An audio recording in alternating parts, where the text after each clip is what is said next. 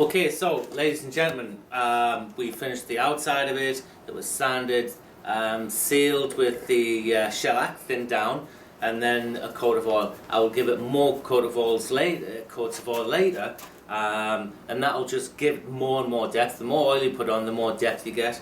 So I've set the tool rest up, sharpened up my tools, so I'm ready to go. That's cutting right on the centre line. First thing I'm going to do is form the rim. The rim is not going to be flat. I don't like a flat rim. To me, it shuts you out. What I'm looking for is a soft curve from there to there, angled into the piece. That does two things. Aesthetically, it draws you in, and ergonomically, it draws you in. When you give this piece to somebody, watch what the thumbs do. Their thumbs will go, oh, that's really nice. They'll feel a curve. Nobody feels a flat. So, that's the reason for the slight curve. There's a curve on the outside. This edge here will be curved. What I don't want to have is a sharp edge there. Again, that won't feel ergonomic. And so when I'm actually forming the curve, I'll stop the piece and feel it. See if it feels right. That's what somebody else is going to do. So there we go. We're going to ease the speed up. It's in the recess. It's well held in there.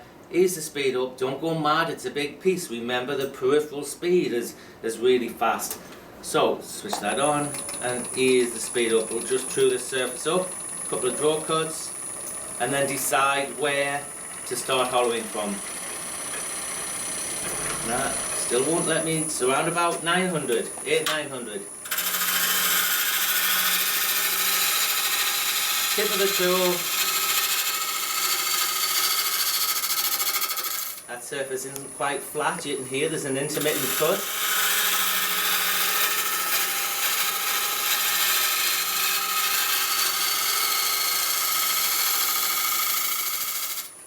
Let's just stop that, have a look. Okay, nice clean cut there. It's nice and flat. So, we can use a pencil for this. Let's see, if that was a third and 2/3, that's too much. So that would be a third, third, and a third. That's too much for the rim. I would say around about here. Telephone, can you hear it? I'll come back to him in just a minute.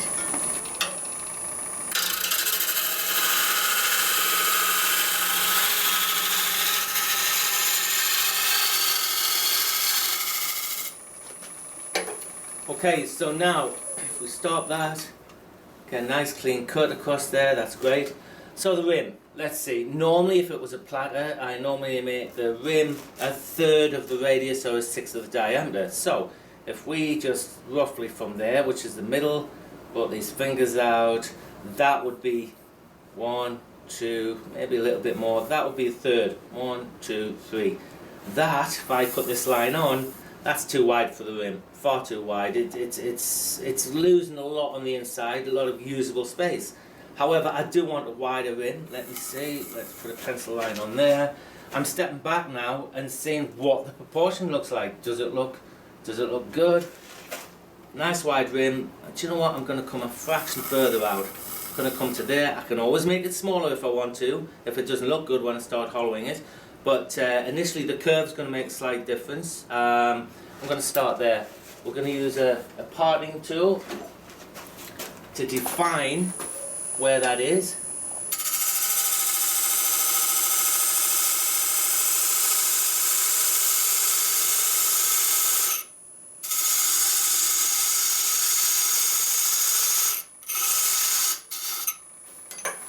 The parting tool will give you a nice clean cut. Tip of the tool, that nice little draw cut. Go from there. So what I'm actually doing is making it 2/3. So there's about a third there, third there, third there. So it's a third of the curve. This curve's going to go slightly back over, just a fraction.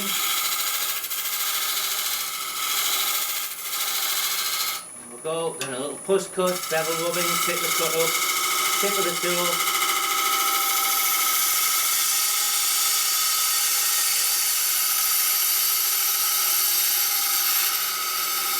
Put that nice soft curve on. Just take that away.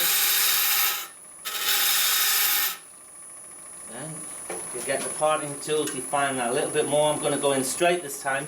I'm going to eventually undercut the rim so you can actually pick it up. You can get a hold of the rim, get your fingers underneath, and it just looks good. It casts a nice shadow on the inside.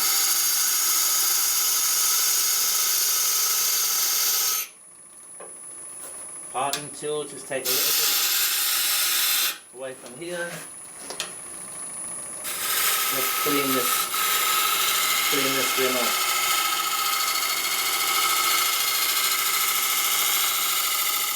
Again, nice little draw cut.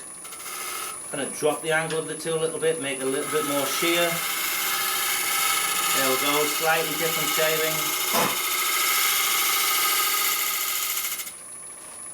Stop that, have a look. Great, that curve's just going in aesthetically and ergonomically leads you in.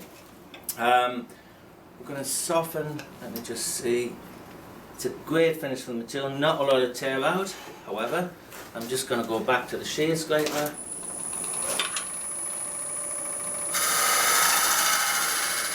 There we go, great little shavings there.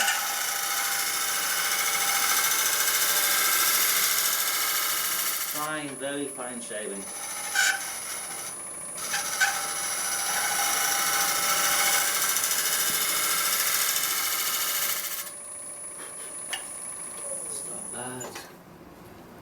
Excellent. So that's ready for sanding and finishing. I've never got to go back to it. This edge here, I'm going to soften that with the sander. I can sand it to exactly how I want. So what we'll do now, move the tool rest to here. Again, I'm moving so I'm working above the stem. I don't want to be working on the outside. Okay, so, pardon me. We've got the shape on the curve we want, and what I said was I would sand this in. I'm going to do that now before I take any of the guts out the middle. I said earlier this wood's bone dry and it won't move. Not on the outside, not at the moment, because we've got all that on the inside to hold everything together. So when I start to hollow, you're releasing tension and stress. There's nothing you can do. The wood will move to a greater or lesser degree.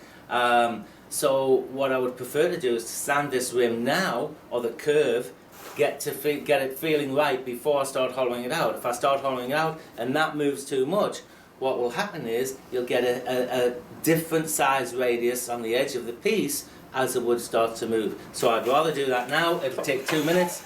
The other thing is, when I'm sanding, I'm generally using that bottom part of the sanding pad. I like the tapered pads. This is a Skilton pad, Tim Skilton from Australia. Steve Worcester sells them in Texas, and excellent quality pad, 2 different qualities of or thicknesses of foam, and you get a little bit of give in this. This allows me to undercut or to sand the undercut of the rim. You'll find that if you're only using that part, the middle will be still quite fresh. So that's the part I'm going to use to radius this edge. Just switch that on.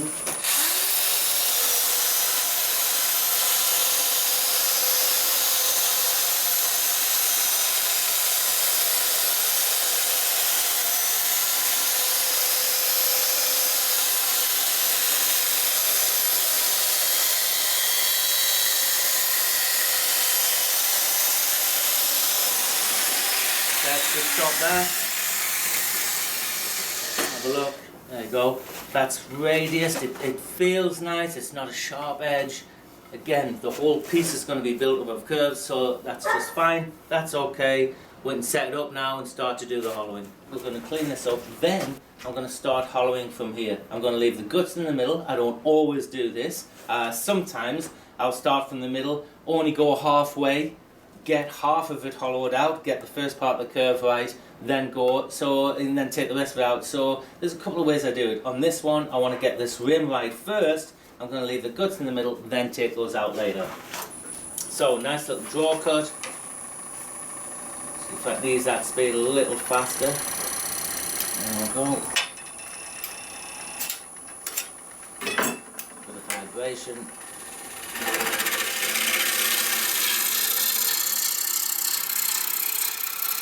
Tip the tool, small careful cuts.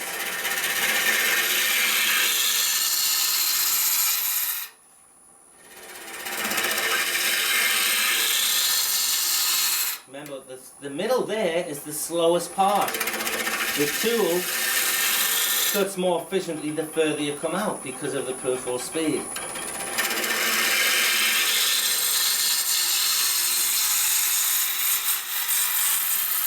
So now, some push cuts.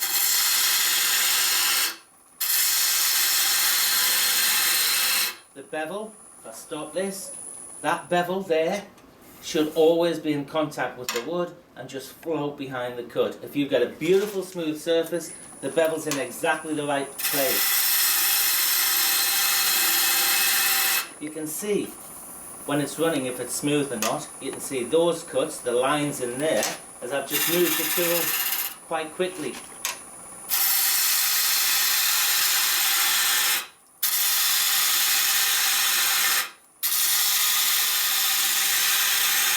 Notice I'm stepping those cuts. What I don't want is for that wing there to catch any of the wood here and suddenly grab it. So I'm stepping the cuts, making sure that that wing can't catch. That's the only thing you've got to be careful of when you're hollowing out, that wing there not catching.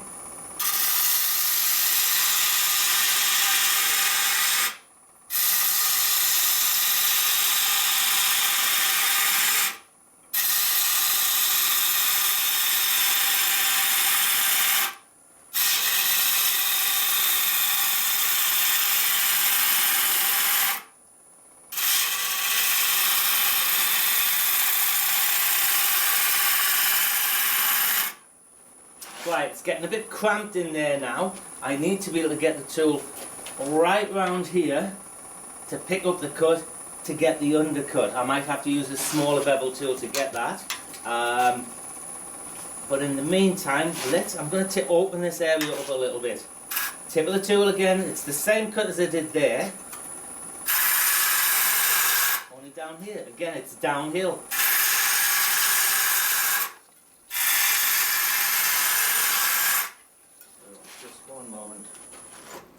This is going to help.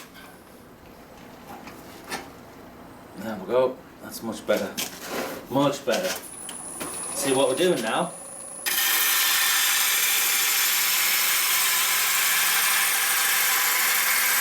Notice the feed of the tool.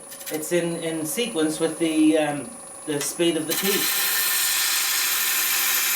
The further I get to the middle, that cut becomes slower.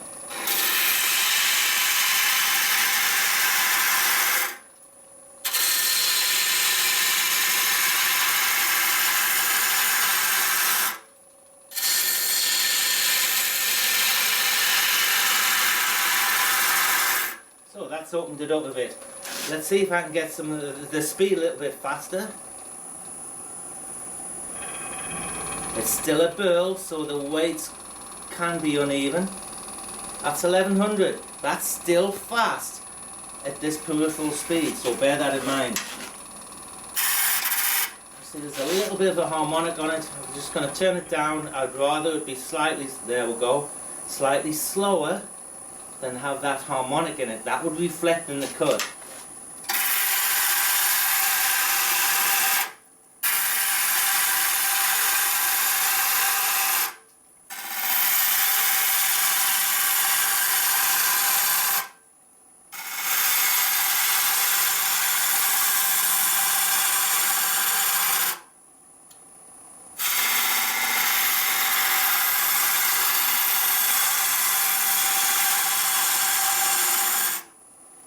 Okay, I'm going to take this down, just this down to here, so I can get that tool rest further in.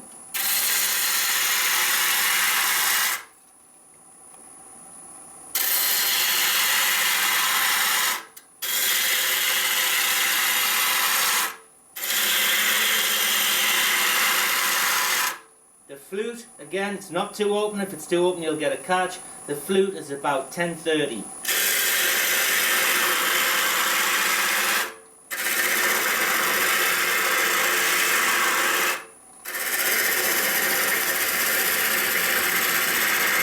See how slow that cut is in the middle?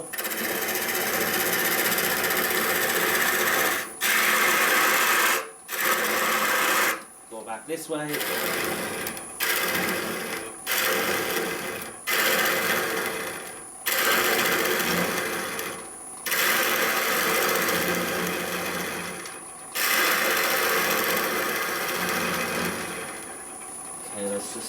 have a look. We can adjust the tool rest. Again, that's nice. I like the thickness of that rim. It's going to be undercut, more under there. It's too thick at this section. Then it's going to simply curve beautifully into the middle. So, move this a little closer. Yeah. Going to make a few cuts down here, and then the tool will be right round there to get this cut.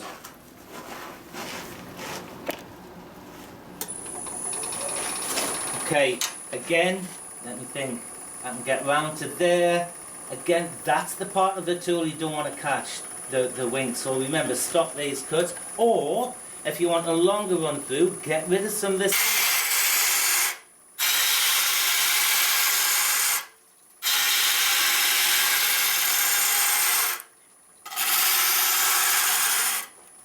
Okay, now, the bevel angle, wherever that bevel, well, the bevel on your bowl gouge does two things. It tells you in which direction you're cutting and controls the tool.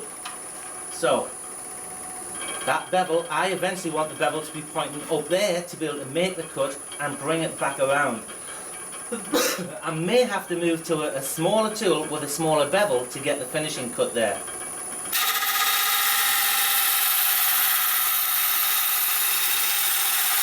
If you feel it's getting too big a cut, just stop, back off. Take a smaller one. Now then, on the outside of a bowl, the grain is always running from the middle to the outside, always in that direction. On the inside of a bowl, it's always running from there to there, always. So if you do any draw cuts, I don't do a draw cut on the inside. On the outside I can, on the inside you can't. You can't draw against the grain. It's very difficult. You'll pick the cut up and you risk getting a catch, and the pressure's coming out this way, out there. So you're more likely to catch and knock it out. If you make all your cuts this way, all the pressure's going down and in the spindle. So the push cut is an excellent cut for hollowing.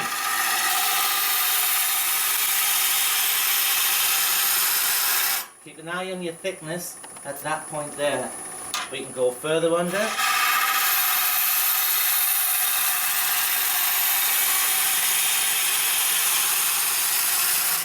Bit of an overhang there. A shorter tool rest may help you if you find that difficult.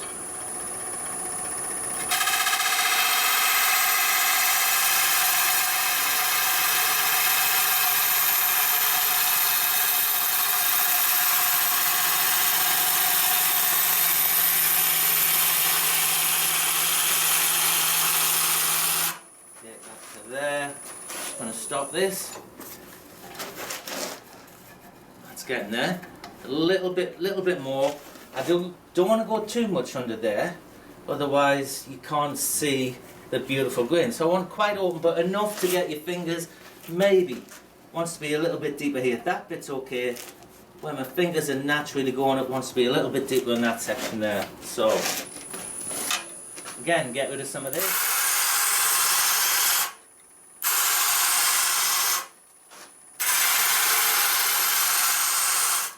Again, left all the cuts in the middle to support what I want to do here. When I've got it right down to about there, I'll take the guts down, then start to hollow out into the middle to clear it out. Just want to do one more adjustment. Stop that for a moment. Just adjust into there. Tool's got to be right round here to pick the cut up. Take a little bit more of a deeper cut there and bring it around. So rest the bevel, that's the control of the tool. I'm going to pick the cut up.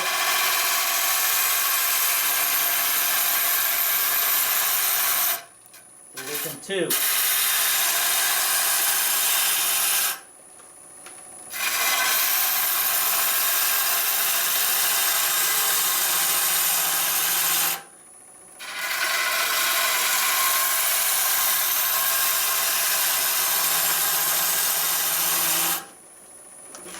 Again, stop that, keep stopping and checking.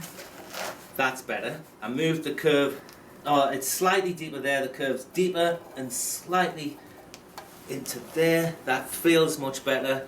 This again will be softened slightly. Just broken into that burr it's a good place. It's not in the bottom as such, just on the edge. So you can see that there, that's fine. I don't mind that. The bottom's going to be clean. So, one more little cut here. The shear scraper. Now then, it's a shear angle.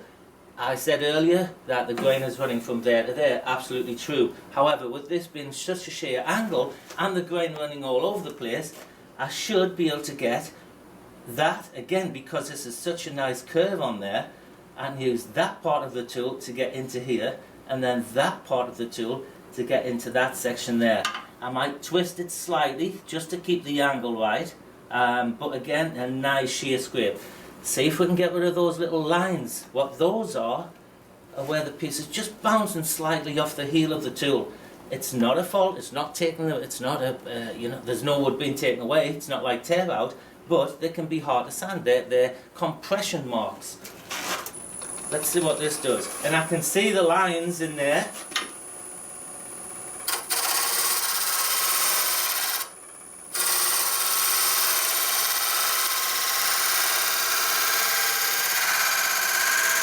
There's those nice fine shavings